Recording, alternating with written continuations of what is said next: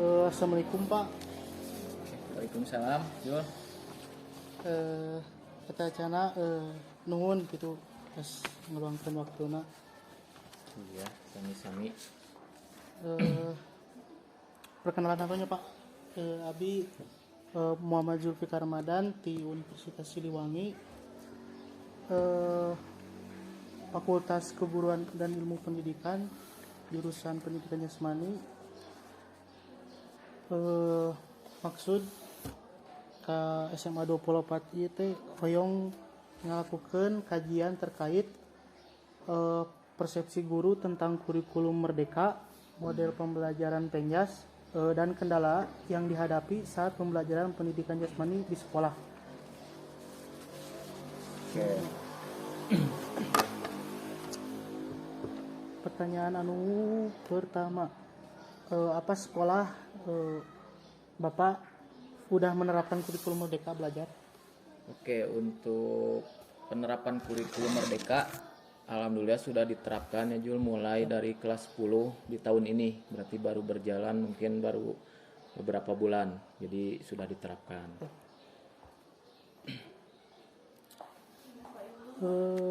Terus boleh gak Pak diceritain proses pembelajarannya tuh seperti apa?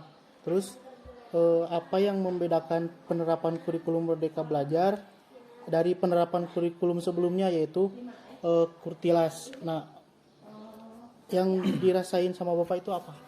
Oke, untuk proses pembelajaran mungkin sebetulnya dari kurikulum 13 juga tidak terlalu banyak perubahan mungkin ya Jul. Dari segi administrasi mungkin hanya ada perubahan perbedaan istilah. Istilahnya saja. Kemudian dari segi proses pembelajarannya di kurikulum merdeka kita lebih menekankan kepada pembelajaran yang berdiferensiasi. Maksudnya itu pembelajaran yang secara intinya itu jadi mengkotak-kotakan minat dan bakat siswa. Jadi di awal ada asesmen diagnostik terlebih dahulu. Siswa itu apakah menyukai basket ataukah sepak bola? Jadi ada penilaian terlebih dahulu.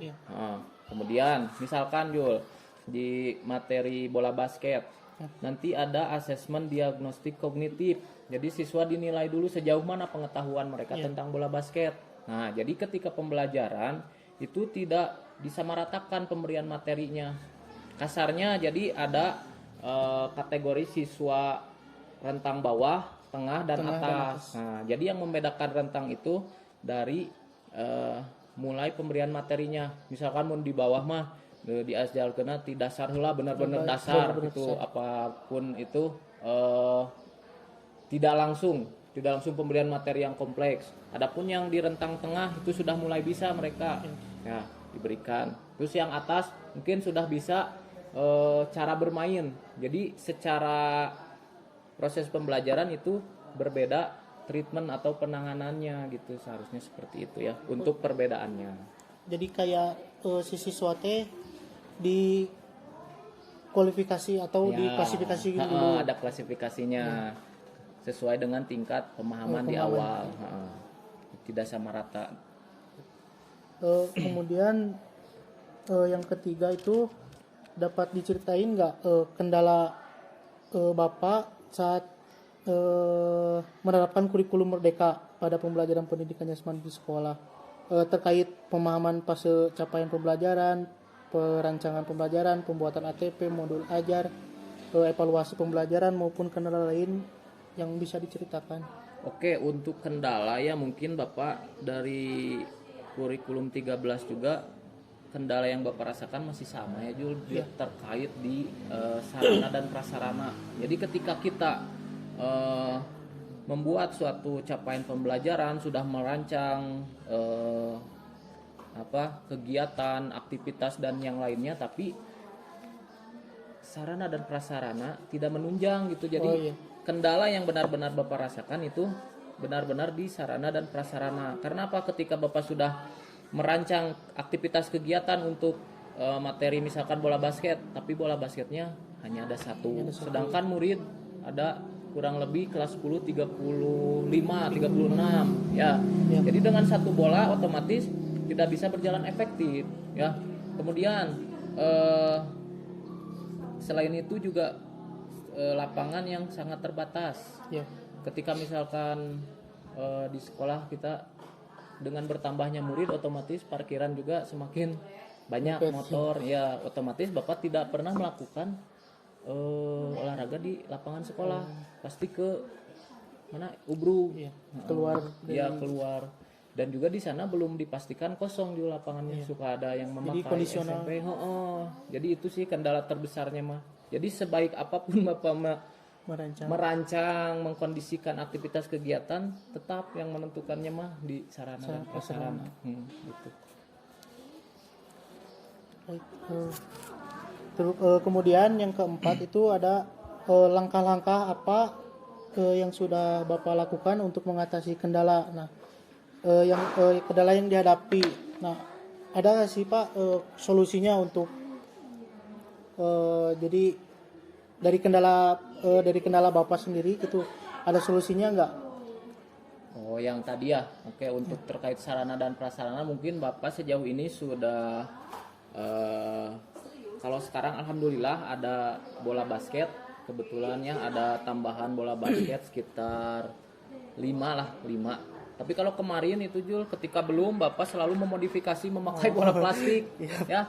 Nah, dan mungkin Zul juga tahu sendiri ketika modifikasi itu tidak sama kan dengan bola basket yang sebenarnya, apalagi ketika dribble, passing itu kan ringan ya, cenderung ringan bola plastik. Jadi pengalaman gerak siswa juga tidak akan efektif, tidak akan mendapatkan pengalaman gerak yang sesungguhnya. Jadi solusinya cuman itu saja sebetulnya Jul, ketika keterbatasan sarana, karena kan olahraga atau penjas itu kalau menurut Bapak nyawanya itu ada di alat-alatnya, medianya, sarananya.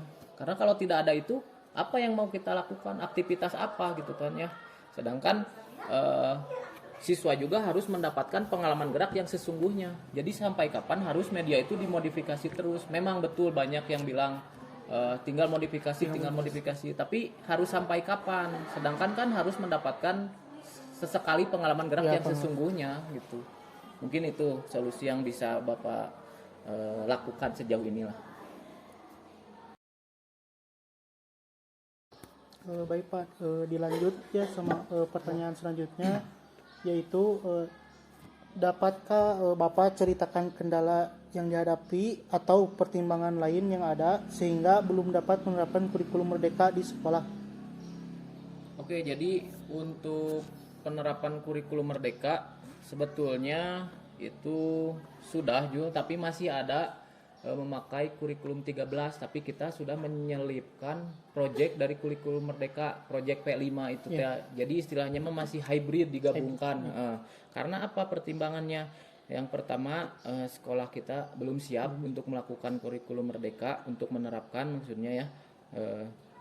Setelah dimusyawarahkan juga dengan Bapak Kepala Sekolah dan stakeholder di sekolah kita, memang belum memungkinkan untuk menerapkan kurikulum merdeka pada tahun ini.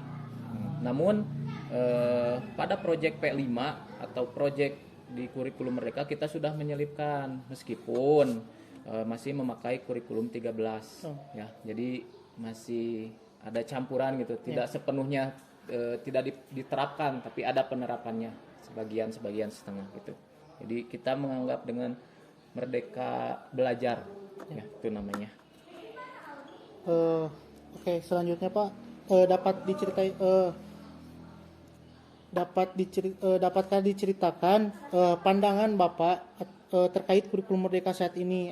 Apakah ada keinginan untuk menerapkan kurikulum merdeka di masa depan? Jika ada, tolong dijelaskan Pak langkah-langkah yang sudah Bapak lakukan sampai saat ini. Oke, untuk kurikulum merdeka saat ini Bapak juga sudah sedikit banyaklah mengobrol dengan guru-guru yang lain. Ternyata cukup antusias juga ya Julnya terkait dengan kurikulum merdeka. Karena apa? Ternyata kurikulum ini membuat siswanya lebih dapat mengembangkan potensi terkait dengan minat dan bakatnya masing-masing. Itu jadi siswa tidak dituntut untuk bisa menguasai semua mata pelajaran ya. Jadi misalkan siswa A lebih suka mata pelajaran apa atau di bidang apa, jadi mereka bisa lebih memaksimalkannya di sana ya. Jadi tidak harus mengulas atau memahami semua mata pelajaran dengan seperti di kurikulum 13 kalau menurut Bapak ya. Oke, untuk keinginan ya menerapkan kurikulum tentu saja ada keinginan ya, karena kurikulum Merdeka ini sangat potensial sekali menurut Bapak. Kemudian untuk langkah-langkah yang sudah dilakukan, mungkin kami dari guru-guru dan staf di SMA 24 Garut ini sudah melakukan musyawarah-musyawarah, kegiatan-kegiatan workshop ya, mengadakan in-house training untuk menyambut atau mempersiapkan penerapan kurikulum Merdeka. Jadi segala sesuatunya harus dipersiapkan ya, mungkin seperti itu juga. Baik Pak. Nah, sekarang pertanyaan untuk model pembelajarannya Pak. Oke. Yang pertama itu dapat diceritakan sudah berapa lama Bapak mengajar di sekolah